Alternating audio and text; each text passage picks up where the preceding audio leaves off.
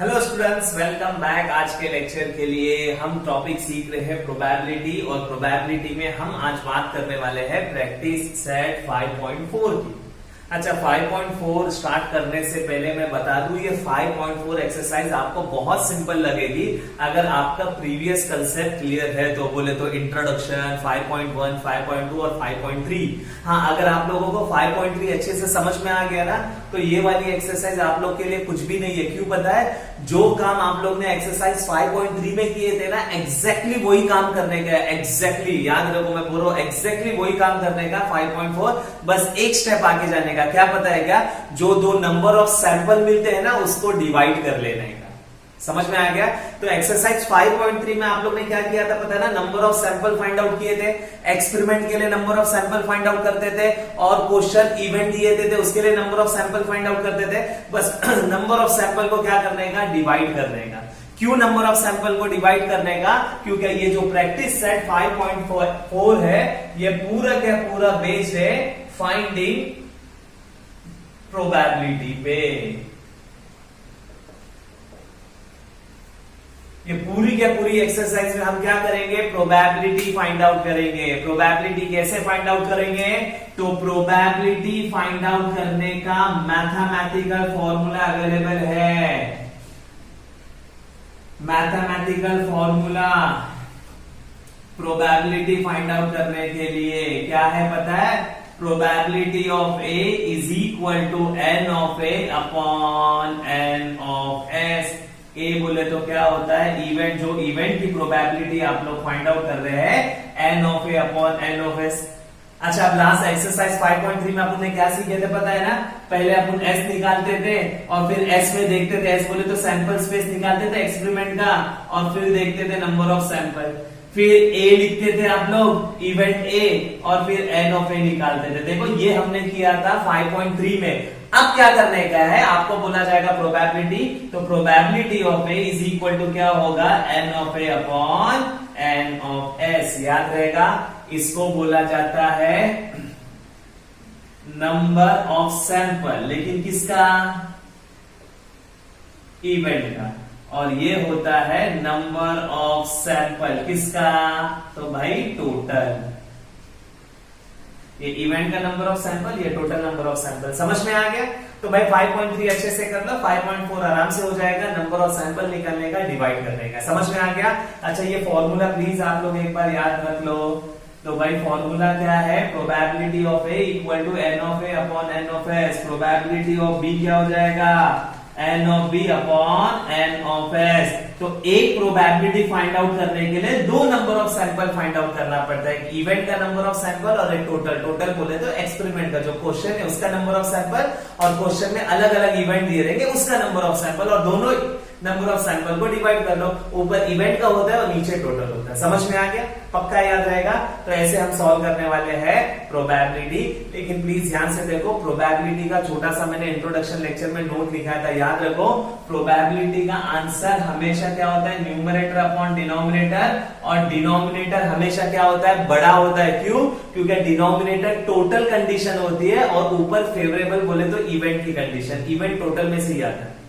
इसीलिए क्या होता है पता है क्या? प्रोबेबिलिटी का आंसर हमेशा क्या होगा पता है क्या? Less than equal to 1। Probability का आंसर हमेशा 1 या उससे कम आता। प्रोबेबिलिटी का आंसर कभी भी 1 से बड़ा हो ही नहीं सकता। समझ में आ गया?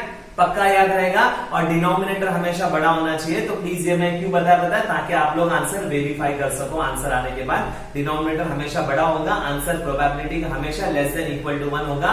प्रोबेबिलिटी का आंसर कभी भी ग्रेटर देन 1 नहीं हो सकता। तो स्टार्ट करते हैं प्रैक्टिस सेट 5.4। समझ में आ गया? पहला क्वेश्चन तो स्टार्ट करते हैं सम प्रैक्टिस सेट 5.4 का। टोटल 5 क्वेश्चन है ये सेट में, उसमें का पहला क्वेश्चन हम लोग स्टार्ट कर रहे हैं। ध्यान से देखो, इफ 2 कॉइन्स आर टॉस, अगर 2 कॉइन क्या कर रहे हैं? टॉस कर रहे हैं। ये हो गया आप लोगों का एक्सपेरिमेंट। मैंने आप लोगों को बताया ना भाई एक्सपेरिमेंट क्या होता है प्रोबेबिलिटी में, कॉइन को टॉस करना, डाइस को रोल करना, कार्ड्स को सिलेक्ट करना, कमिटी फॉर्म करना, ये सब क्या होता है एक्सपेरिमेंट। अच्छा आप लोगों को प्रोबेबिलिटी निकालने का होता है ना, तो जो भी आप लोगों का एक्सपेरिमेंट है उसका number of sample find out करो। नंबर ऑफ सैंपल के पहले सैंपल स्पेस निकालना पड़ेगा। समझ में आ गया?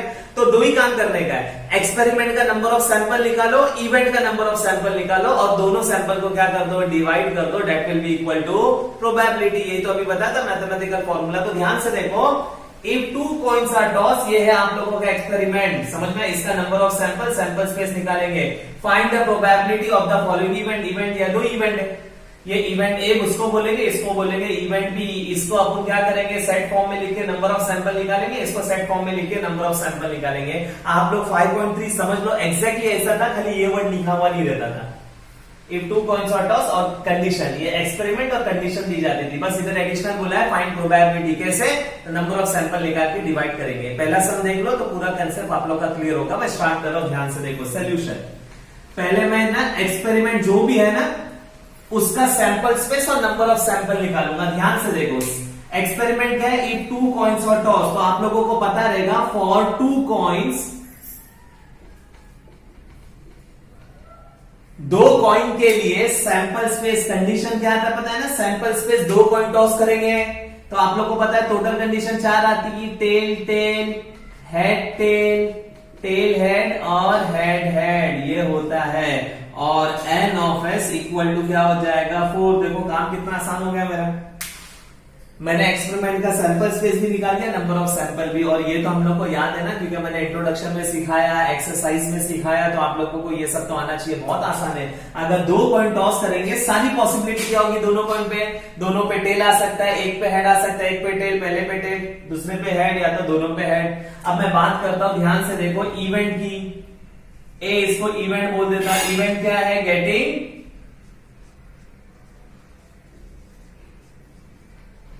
At least 1 head. अच्छा आप लोग ध्यान से देखोगे ना, तो मैंने इवेंट के बारे में क्या खास बात बताया था पता है क्या? ध्यान से देखो, ये तो अभी मैं क्या लिख रहा हूं, ए को सेट के फॉर्म में लिख रहा हूं, वर्डिंग्स के फॉर्म में दिया सेट।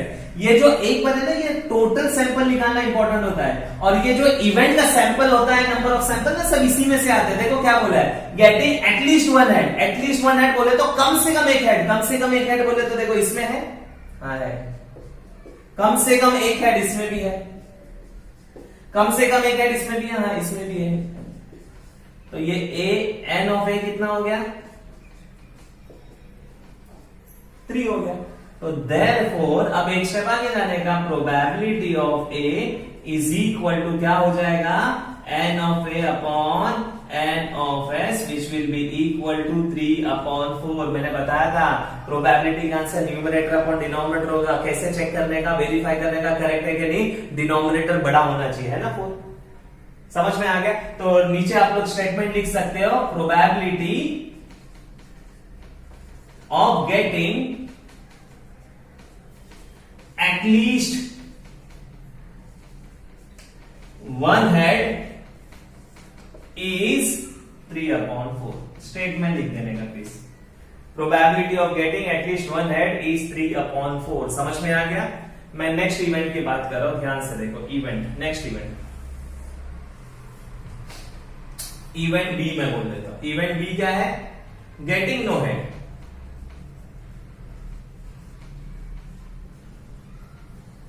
समझ में आ गया? अच्छा बी सेट फॉर्म में लिखते हैं, गेटिंग नो हेड। इधर से देखो ना, इधर से टोटल कंडीशन में से ही आएगा। नो हेड बोले तो एक भी बार हेड नीचे, इसमें एक हेड है, इसमें एक हेड, इसमें भी हेड है, इसमें हेड नहीं है। मैं देखो 3, तो एन ऑफ बी कितना हो गया, अगर आप लोग बताएंगे तो N of B equal to हो जाएगा 1। आप लोग बोलो मत सर 2 है ना, टी 2 है, नहीं ये एक ही है ना, एक कंडीशन, ये एक कंडीशन, ये एक कंडीशन, टोटल 4 नहीं, 4 में से एक कंडीशन है। तो अब therefore probability of B is equal to क्या हो जाएगा, N of B upon N of S. Answer आएगा 1/4।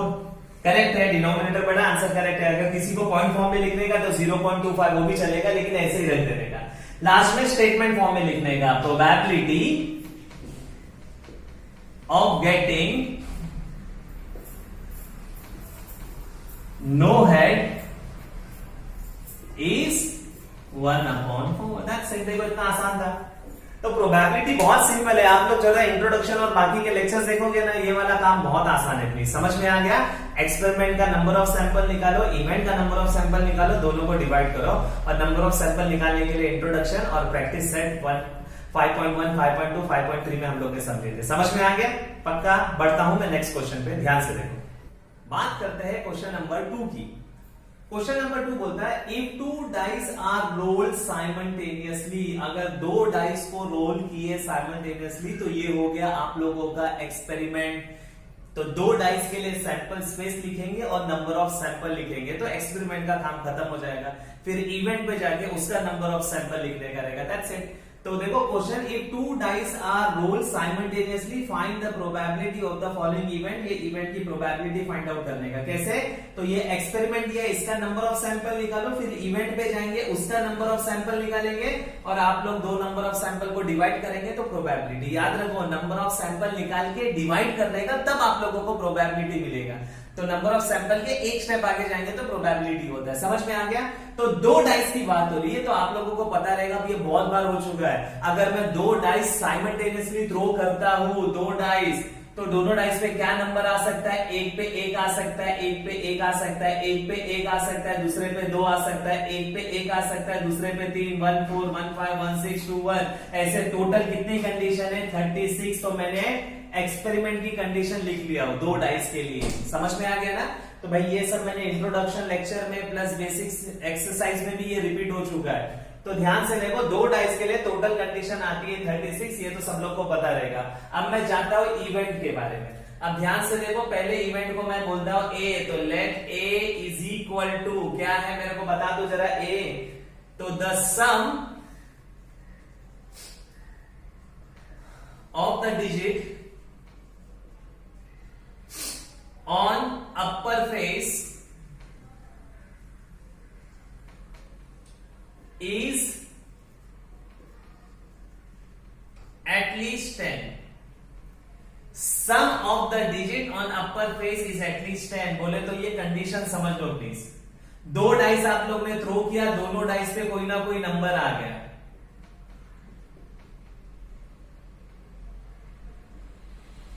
एक पे 4 आ गया, एक पे 5 आ गया, दोनों डाइस के नंबर को ऐड करो, कितना हो गया? 9। अच्छा, कभी कभी क्या होगा, कितना होगा? 8। ऐसे दोनों डाइस के नंबर को ऐड करो और कितने बार हो सकता है कि एटलीस्ट 10, कम से कम दोनों नंबर का एडिशन कम से कम 10 आना चाहिए।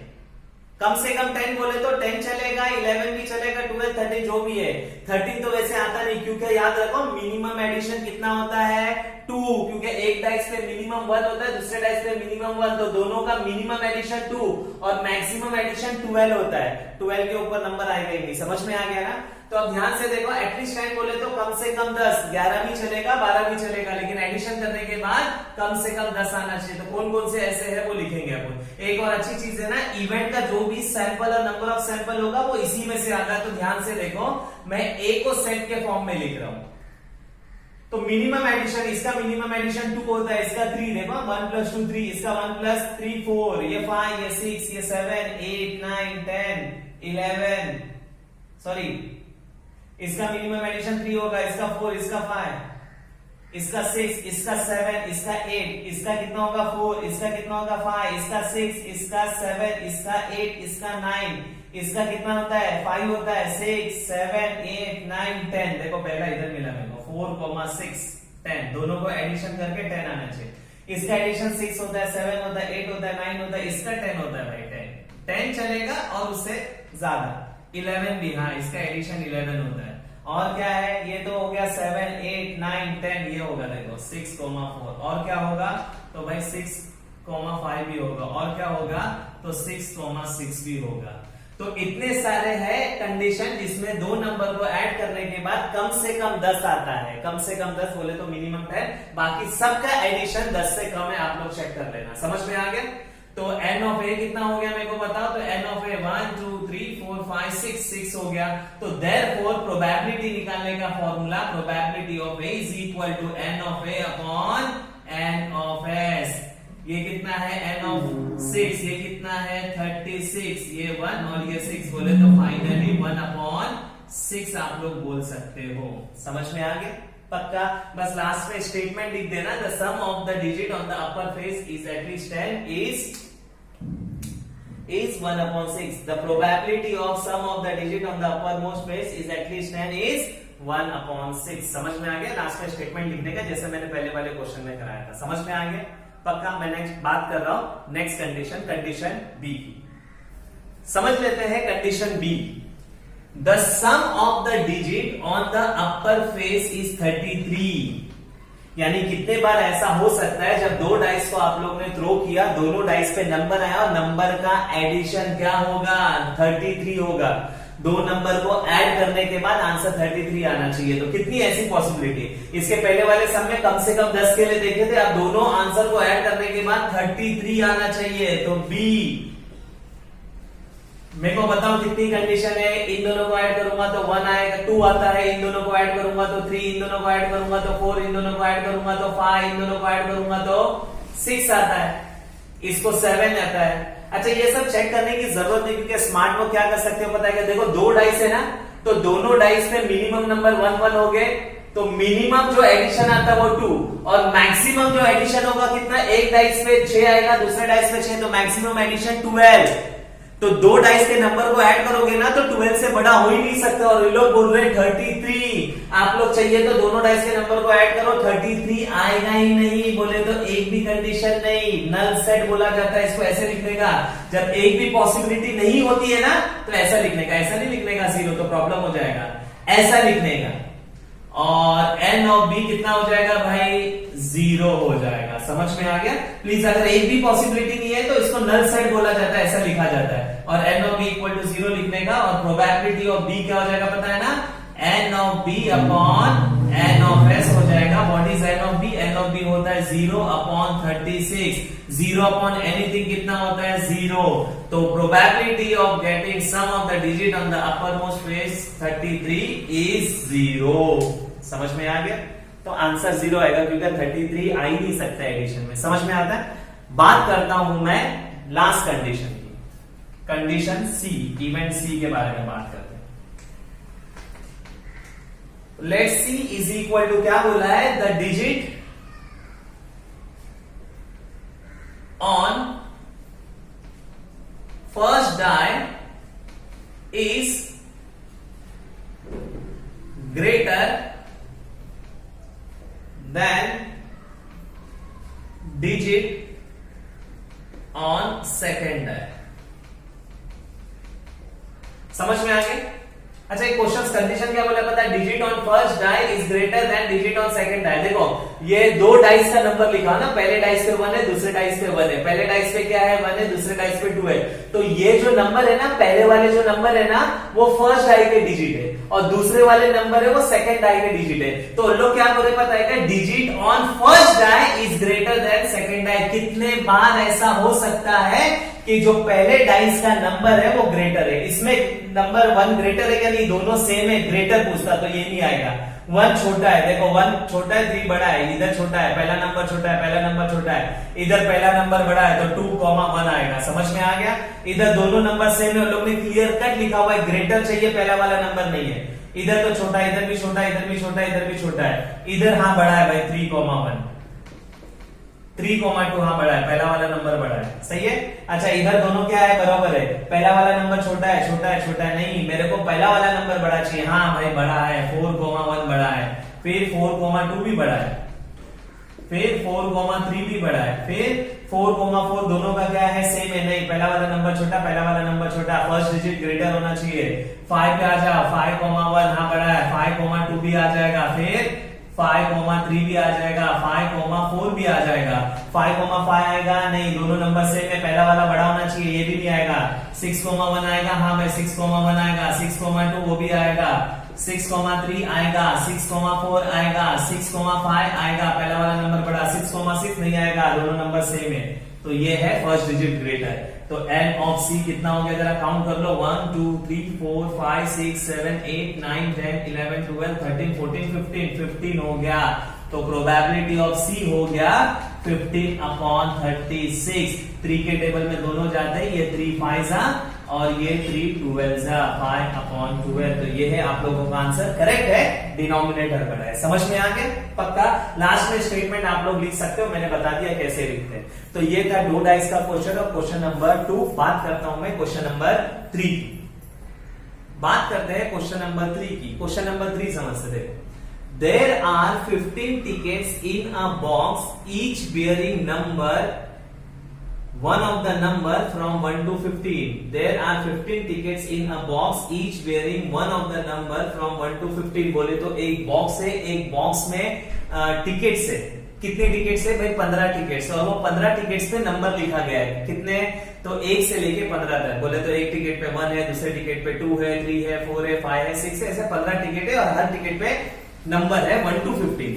एक टिकट पे एक नंबर है, फिर दूसरे टिकट पे 2 3 4 5 ऐसा सीरियल नंबर लिखा हुआ है। समझ में आ गया?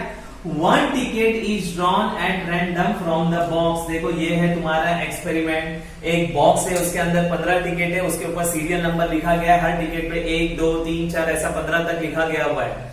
एक टिकट पे एक नंबर है। समझ में आ गया ना? और तुम लोग एक टिकट बॉक्स से निकाल रहे हो।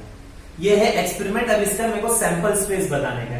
मेरे को बताओ, जब एक टिकट आप निकालोगे तो वो कौन सा टिकट आएगा, कौन से नंबर का टिकट आएगा? तो भाई वो 1 भी आ सकता है या तो 2 आ सकता है। कोई बोलेगा सर मेरे को 10 नंबर भी आ सकता है, कोई बोलेगा 15। बोले तो 1 से लेके 15 तक नंबर का कौन सा भी टिकट आ सकता है। तो ये है हमारी सारी पॉसिबिलिटी, ये है सैंपल स्पेस। अगर 15 टिकट है जिसपे 1 से 15 तक नंबर लिखा गया है और आप एक टिकट निकालोगे तो 1 से लेके 15 तक कौन सा भी नंबर का टिकट आप लोगों का आ सकता है। ये है सारी पॉसिबिलिटीज। तो ध्यान से देखो, solution from 15 tickets,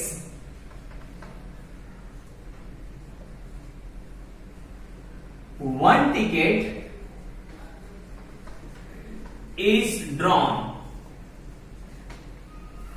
Therefore, S is equal to 1 2 3 4 5 6 7 8 9 10 11 12 13 14 15। बोले तो इसमें से कोई भी आ सकता है। तो सारी पॉसिबिलिटी, 1 आ सकता है, 2 आ सकता है, 3 नंबर वाला टिकट आ सकता है, 4 नंबर। तो 1 से लेके 15 तक कोई भी टिकट का नंबर आ सकता है। बोले तो कोई भी नंबर वाला टिकट आ सकता है।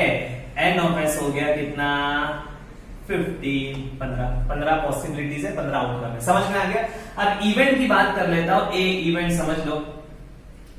तो लेट ए इक्वल टू क्या है? shows an even number. Ticket drawn, देखो find the probability of event that ticket drawn, जो टिकट निकाला है shows even number। तो ticket drawn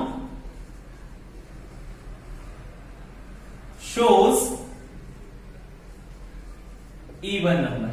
कितने बार ऐसा हो सकता है जब एक टिकट निकाला तो वो इवन नंबर दिखाएगा। तो ए को सेट के फॉर्म में दिखता, तो देखो 2 4 इवन नंबर बोले तो जो 2 से डिवाइड हो जाएंगे। 2 4 6 8 10 12 14। समझ में आ गया ना? तो इतने बार ऐसा इवन हो सकता है। तो एन ऑफ ए क्या हो जाएगा मेरे को बताओ? 1 2 3 4 5 6 7 7 हो जाएगा। और probability of A will be equal to N of A upon N of S is equal to कितना हो जाएगा? 7/15। आंसर करेक्ट है, डिनोमिनेटर बड़ा है। समझ में आ गया? बहुत आसान है ये टिकट वाला क्वेश्चन। नेक्स्ट इवेंट बी की मैं इधर बात कर लेता हूं। इवेंट बी क्या है? ध्यान से देखो, क्या बोला है? Shows a number which is multiple of 5। Ticket drawn shows, जो आप लोग ने टिकट निकाला, ticket drawn shows a number which is multiple of 5। Multiple of 5। तो बी को अगर सेट फॉर्म में लिखेंगे तो कितने बार ऐसा हो सकता है जो टिकट निकाला 5 का मल्टीपल, और जो इवेंट होता है इसी में से आता है। तो 1 है, 2 है और बोले तो 5। मल्टीपल ऑफ 5 पता है ना 5 का टेबल 50। बोले तो एन ऑफ बी कितना हो गया? एन ऑफ बी हो गया 3। तो प्रोबेबिलिटी ऑफ बी कितना हो गया? तो हो गया N of B upon N of S. तो कितना हो जाएगा ये? 3 अपॉन टोटल कंडीशन है 15। बोले तो 1/5 कैंसिल हो जाएगा ना। समझ में आ गया। लास्ट में स्टेटमेंट लिख देने का, the probability of ticket run shows a number which is multiple of 5 is 1/5। समझ में आ गया। तो ये था क्वेश्चन नंबर 3 टिकट के ऊपर। टोटल कितने क्वेश्चन है एक्सरसाइज में? 5 में से कितने हो गए? 3। बढ़ता हूं मैं नेक्स्ट क्वेश्चन के ऊपर, क्वेश्चन नंबर 4। बात करते हैं नेक्स्ट क्वेश्चन की, क्वेश्चन नंबर 4। ध्यान से देखो। A 2-digit number is formed with the digit 2, 3, 5, 7, 9। ये अलग अलग डिजिट दिया हुआ है और इससे आप लोगों को अलग अलग 2-digit नंबर क्या करने का, फॉर्म करने का है। अच्छा, ये क्वेश्चन तो अभी आप लोगों को आना चाहिए सॉल्व करने के लिए, क्योंकि अपन ने पहले एक्सरसाइज में भी ये टाइप ऑफ क्वेश्चंस अपन ने देखे थे, लास्ट एक्सरसाइज में भी ये देखे थे। तो एक्चुअली ये तो होमवर्क क्वेश्चन होना चाहिए था, लेकिन तो भी मैं समझा रहा हूं, वापस से एक बार आप लोग अच्छे से ध्यान दो। तो आप लोगों को क्या करने का पता है क्या? 2-digit नंबर फॉर्म करने का है, ये नंबर इस्तेमाल करके। समझ में? कितने अलग अलग 2-digit नंबर आप लोग बना सकते हैं। 2-digit बोले तो याद है ना, 67, 54, 23, ये सब 2-digit है। लेकिन कोई भी नंबर नहीं, देखो 67 6 है कि इसमें ये नहीं आएगा, 54 5 है इसमें 4 नहीं है, ये नहीं आएगा, 23 हाँ ऐसा आएगा, ये एक ही। तो ऐसे कितने अलग अलग 2-digit नंबर आप लोग क्या कर सकते हो, फॉर्म कर सकते हो यूजिंग दिस डिजिट। मैं बताऊंगा कैसे। और फिर ये है आप लोगों का कंडीशन। देखो सॉल्व कर रहा हूं, सोल्यूशन।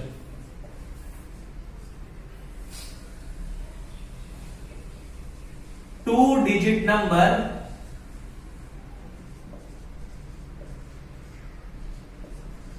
Form using 2, 3, 5, 7, 9। अच्छा याद है ना आप लोगों को कैसे करने का, मैंने बताया था 2-digit नंबर। तो 2, 3, 23 एक लिखो, फिर 2 का हर एक लिखो, 2, 5, फिर 2, 7, 2, 9। देखो हो गया।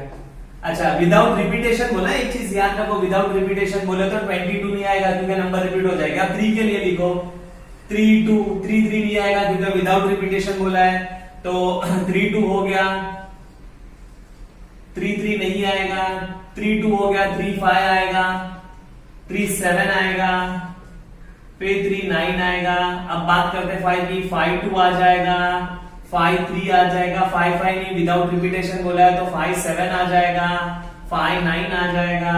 अब 9, 2 हो जाएगा, 9, 3 हो जाएगा, 9, 5 हो जाएगा और 9, 7 हो जाएगा। समझ में आ गया।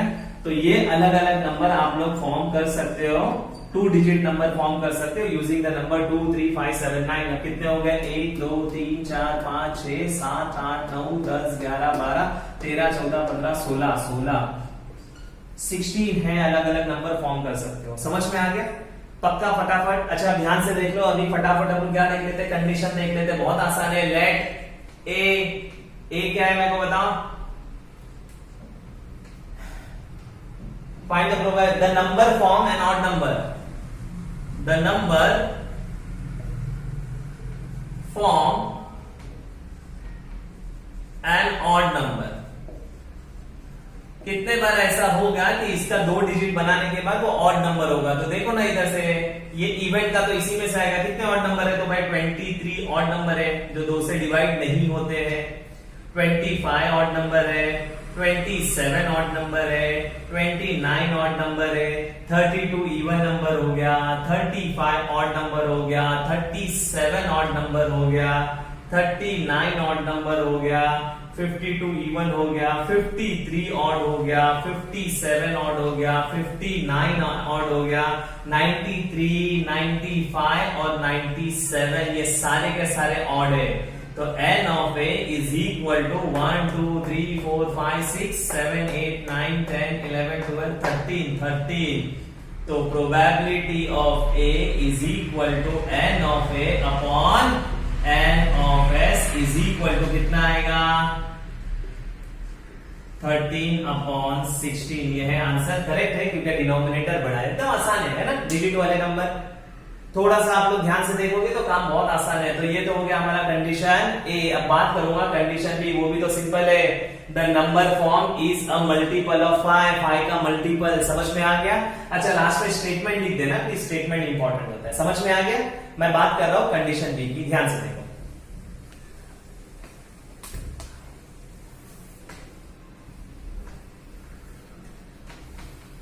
कंडीशन बी क्या बोलता है? number form is a multiple of phi, पाई का मल्टीपल। तो बी देखो इसमें से मल्टीपल ऑफ फाइव कौन सा है, तो भाई 25 मल्टीपल ऑफ फाइव है, और कौन से फाइव के टेबल में आता है 35 मल्टीपल ऑफ फाइव है, और कौन सा है, और कौन सा है multiple of five 95 multiple of five है। बस फाइव का मल्टीपल देखने का है तो लास्ट वाला डिजिट या तो 0 या तो 5 होना चाहिए, तो बस इतने ही है। समझ में आ गया। तो कौन कौन सा है 25 35 95। तो n ऑफ बी कितने हो गए, तो भाई 3 ही एलिमेंट है इसमें, तो 3 हो गया। Therefore probability of B is equal to n of B upon n of s। ये हो गया 3/16। ये है आप लोगों का आंसर। समझ में आ गया। एकदम आसान है प्लीज। प्रोबेबिलिटी थोड़ी सी मेहनत चाहिए। इंट्रोडक्शन लेक्चर में ही सारा चीज था, क्योंकि मैंने सारा चीज बता दिया था नंबर ऑफ सैंपल। और 5.1 5.2 5.3 ये बेसिक्स था, और अपना एम है 5.4 और प्रॉब्लम सेट जो बाद में करेंगे। समझ में आ गया। बढ़ता हूं मैं ये एक्सरसाइज का लास्ट क्वेश्चन की तरफ, क्वेश्चन नंबर 5। समझ में आ गया। ध्यान से देखो लास्ट क्वेश्चन। तो नेक्स्ट क्वेश्चन समझ लेते हैं। नेक्स्ट क्वेश्चन है क्वेश्चन नंबर 5, लास्ट क्वेश्चन है। ध्यान से देखो। अ card is drawn at random from a pack of well shuffled 52 playing cards. बोले तो 52 पत्तों का सेट है, उसमें से एक कार्ड निकाला गया है। तो प्लीज याद रखो, आपको कार्ड्स का मैंने इंट्रोडक्शन में अच्छे से डिटेल में समझाया था। टोटल कितने कार्ड्स होते हैं, उसमें कितने अलग अलग सेट होते हैं, ब्लैक कार्ड कितने होते हैं, रेड कार्ड कितने होते हैं। तो भाई जिन लोगों को कार्ड्स के बारे में इंफॉर्मेशन नहीं है, वो मेरा इंट्रोडक्शन लेक्चर देखो, उसमें मैंने डिटेल में समझाया पूरा कार्ड्स के ऊपर। समझ में आ गया ना। तो आप लोगों को A to Z सारा आइडिया आ जाएगा कार्ड्स के ऊपर। तो फिलहाल याद रखो, टोटल 52 कार्ड्स होते हैं, उसमें से एक कार्ड निकालना। क्वेश्चन समझ लो। अच्छा, यहां तक हो गया आप लोगों का एक्सपेरिमेंट, और ये है इवेंट। तो एक्सपेरिमेंट का सैंपल स्पेस और नंबर ऑफ सैंपल लिखने का। तो मेरे को बताओ भाई 52 पत्तों का सेट है, उसमें से एक पत्ता निकालना। तो ये कौन सा अलग अलग कितनी पॉसिबिलिटी है, पत्ता कौन कौन सा हो सकता है। तो भाई ये रेड हो सकता है, ये ब्लैक हो सकता है, स्पेड का हो सकता है, डायमंड का हो सकता है, किंग हो सकता है, क्वीन हो सकता है, एस हो सकता है। तो भाई ये 52 पत्ते ना, अगर 52 में से एक पत्ता निकाल रहा हो, तो ये जो 52 में से ये कौन सा भी हो सकता है। तो टोटल 52 पॉसिबिलिटी अलग अलग है इसकी। समझ में आ गया ना। तो भाई ध्यान से देखो, मैं लिख रहा हूं from 52 cards single card is drawn, therefore n of s हो जाएगा 52। 52 पत्तों में से एक पत्ता निकाला, तो जो एक पत्ता निकाला वो 52 में से कोई भी हो सकता है, 52 में से कुछ भी हो सकता है। समझ में आ गया। तो 52। अच्छा, अब ध्यान से देखो, ए बोलता हूं मैं, लेट ए। तो the card drawn is an S card. The card drawn is an ace card। अच्छा, अब ध्यान से देखो, n of a लिखने का है। अच्छा, ये तो क्या होगा पता है ना, जो इवेंट होता है ना वो इसी में से होता है, टोटल में से ही होता है। टोटल 52 पत्ते हैं, उसमें से एस कार्ड टोटल कितने होते हैं पता है, टोटल एस 4 होते हैं। जितने सेट होते हैं ना, डायमंड का, हार्ट का, स्पेड का, क्लब का, तो टोटल एस कितने होंगे 4। तो n of a will be equal to 4, therefore probability of a is equal to n of a upon n of s is equal to 4 upon 52, which will be equal to 1 upon कितना हो जाएगा 30। 4 1 जा 4 13 जा। समझ में आ गया। पक्का, एकदम आसान है। इवेंट है ना, इवेंट किसमें से होगा, टोटल में से। टोटल कंडीशन है 52, उसमें से एस कार्ड की कितनी कंडीशन होगी 4, क्योंकि एस कार्ड कितने हैं 4 होते हैं। समझ में आ गया। कंडीशन बी भी बहुत सिंपल है, ध्यान से देखो। B condition, let B equal to क्या है, card drawn is a spade. तो n ऑफ b कितना होगा पता है ना आप लोगों को, डायरेक्ट n ऑफ b। तो टोटल क्या है पता है ना, 52 कार्ड्स है। इसमें स्पेड बोले तो क्या होता है पता है ना, टोटल 4 सेट होते हैं टोटल 52 कार्ड में। एक डायमंड का सेट, हार्ट का सेट, क्लब का सेट और स्पेड का सेट, और ये चारों सेट इक्वली डिवाइडेड है। तो 52 को अगर 4 इक्वल सेट में डिवाइड करें तो हर सेट में टोटल 13 पत्ते आते हैं। तो स्पेड 52 में से टोटल स्पेड कितने हैं 13। Therefore, probability of B is equal to n of B upon n of S is equal to 13 upon 52. Answer आएगा 1 upon 4. आंसर करेक्ट है क्योंकि डिनोमिनेटर बड़ा है. लास्ट में स्टेटमेंट आप लोग लिख देना, the probability of getting spade card is 1 upon 4, probability of getting ace card is 1 upon 13. समझ में आ गया? पक्का याद रहेगा. तो आई होप आप लोगों को ये लेक्चर अच्छे से समझ में आया रहेगा. ये है हमारा प्रैक्टिस सेट 5.4. एक भी क्वेश्चन होमवर्क में नहीं दिया हुआ है, सारे क्वेश्चन आप लोगों ने क्या किए हैं, सॉल्व किए हैं, समझे हैं. समझ में आ गया? पक्का याद रहेगा. तो ये था हमारा पूरा प्रोबेबिलिटी. हम लोग ने लास्ट एक्सरसाइज सीखा जो अपना एम था टू फाइंड प्रोबेबिलिटी. समझ में आ गया ना? अब बचा है क्या पता ना, प्रॉब्लम सेट. अच्छा, अगर आप लोगों को ये सारी चीजें समझ में आ गई है तो प्रॉब्लम सेट आप लोग खुद से भी सॉल्व कर सकते हो. लेकिन तो भी क्या करेंगे पता है क्या, प्रॉब्लम सेट के भी अपन इंपॉर्टेंट क्वेश्चन समझेंगे. तो नेक्स्ट जो वीडियो होगा मेरा वो होगा प्रॉब्लम सेट ऑफ प्रोबेबिलिटी. समझ में आ गया? लेकिन रिक्वेस्ट है, प्रॉब्लम सेट खुद से आना चाहिए. हम वीडियो बनाएंगे, हम समझाएंगे, लेकिन आप लोगों को खुद से आना चाहिए. तो प्रॉब्लम सेट का वीडियो देखने से पहले, स्टार्ट करने से पहले आप लोग खुद से ट्राई कर लेना. नहीं समझ में आया तो फिर प्रॉब्लम सेट का वीडियो देखना. समझ में आ गया? और प्रॉब्लम सेट कब अच्छे से आएगा, जब आप लोग की सारी प्रैक्टिस सेट अच्छे से हुई रहेगी विद इंट्रोडक्शन. मैं बार बार इंट्रोडक्शन क्यों बोलता हूं पता है ना, क्योंकि इंट्रोडक्शन में मैंने सारा डिटेल में समझाया था अबाउट प्रोबेबिलिटी. समझ में आ गया? Thank you very much.